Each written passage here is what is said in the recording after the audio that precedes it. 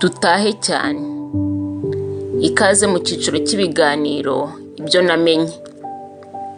Namenye ko kwizera kwawe gukomezwa n'uburyo ubanye n'umuremyi wawe. Iyo ugeze aho ushidikanya, uhumurizwa n'imibanire musanzwe mufitanye. Mu buzima bwacu dufite abantu batandukanye tubugendanamo. Kugira ngo ubane n'umuntu ni uko ubanza kumugirira icyizere byibura gike gituma wumva hari aho mwahurira. Ariko icyo cyizere gikomezwa cyangwa kigakurwaho nuko mubana mu buzima bwa buri munsi.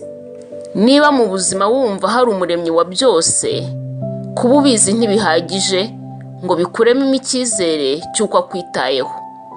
Ahubwo uko mubana mu buzima bwa buri munsi, ukamenya ko akwitayeho nibyo bigukomeza n'igihe ushidikanije ko ashobora kuba atakikwitayeho.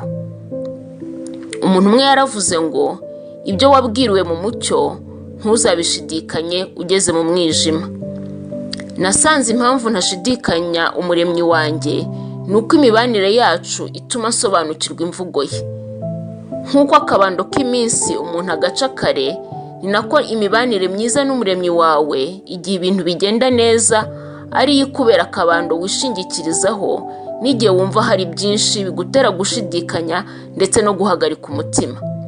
Ibi nabyo ni ingenzi kubimenya.